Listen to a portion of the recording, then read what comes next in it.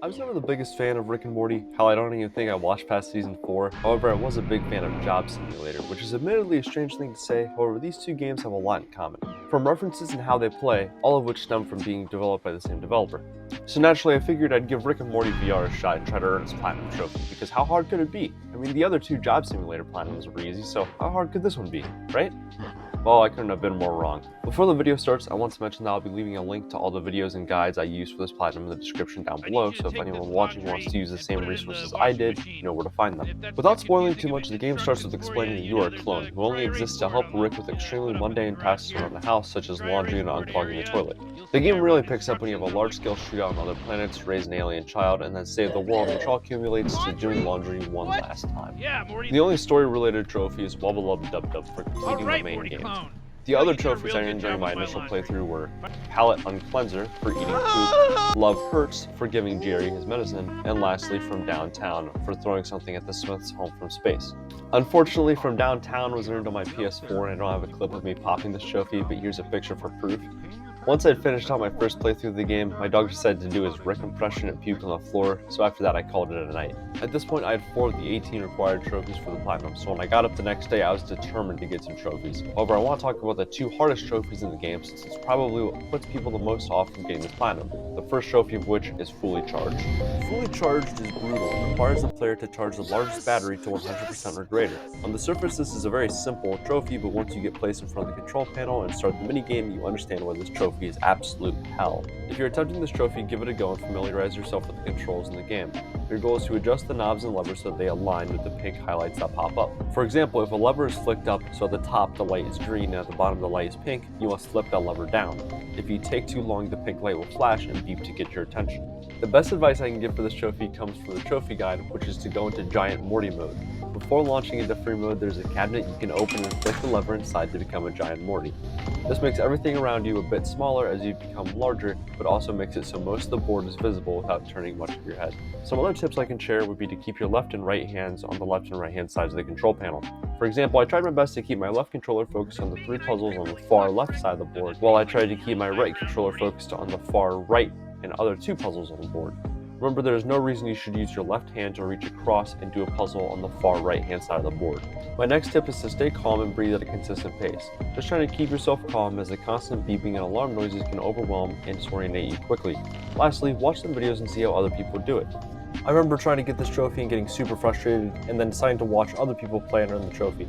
This helped me quite a bit and I can't recommend it enough. I'll link some videos that I watched in the description below. Lastly, I recommend playing with headphones on, as hearing the beeping on the control panel is a lot easier when you can hear if it's coming from the left or right sides.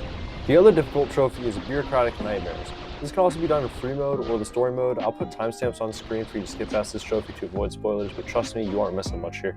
Bureaucratic Nightmare is granted to the player for killing 100 Grompholites in a single shootout. The trophy guide links to a video by Dark Star in the Sky, which showcases how to get this trophy easily by setting your in-game height as low as it can go, then going to the shootout and getting on your knees, while keeping an eye out for the enemies from getting an angle on you. However, the guide is edited to mention that this trophy is harder to get on the recent patches of the game, even with this method in mind. While reading this, I was a bit bummed out, then I realized that you could probably delete the game, reinstall it without connecting to the Wi-Fi, and you should be able to play the initial release of the game. This is my favorite trick while trophy hunting, and I'm sure that this topic will spawn its own video later on in the future.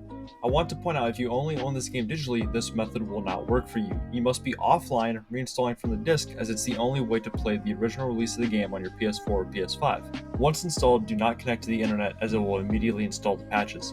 Launch the game, set your height as low as it will go, launch into free mode, then go to planet 840-3GG. Start the shootout on your knees and sit in between the rock and where you'll pick up the guns from. Make sure to watch the top left and the right side, and the trophy will pop in no time. The method Dark Star in the Sky uses in his video works perfectly here on the original release of the game, and if you're going for this trophy or struggling for this trophy, I encourage you to do the same. After all that, you can reconnect to the internet and update into the latest patch of the game if you'd like. Other trophies I earned in between those 2 harder trophies were Big Hands mode for eating an enlargement pill, Ding for fixing a light bulb, and lastly, Meet Your Makers for watching the credits. Everything else in this game was super easy, just like the trophy Thrown Under the Bus, which requires the player to throw a ball that releases a UC to get hit by a bus.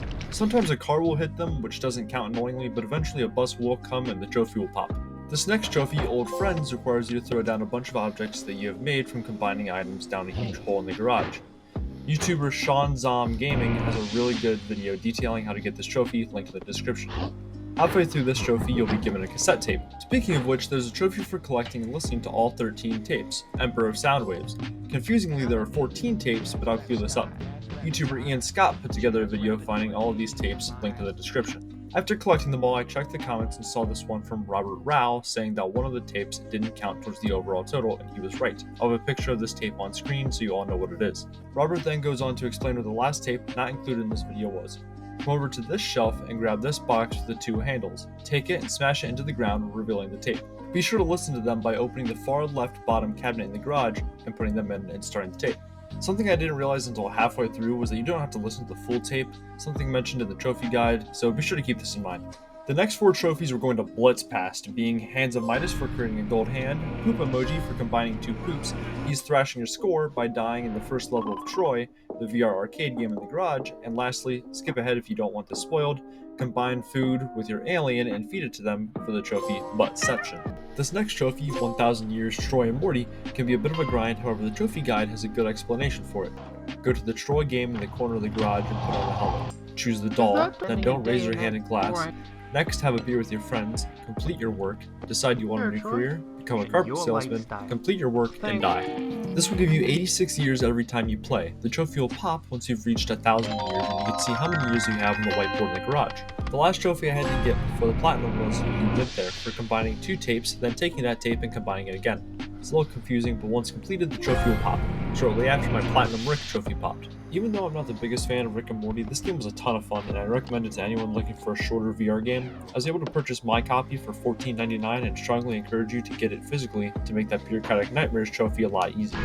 Again, if I used your video or trophy guide, it will be linked in the description below. If you enjoyed the video, please like, comment, and subscribe. Let me know if there's anything else you'd like to see from me in the future.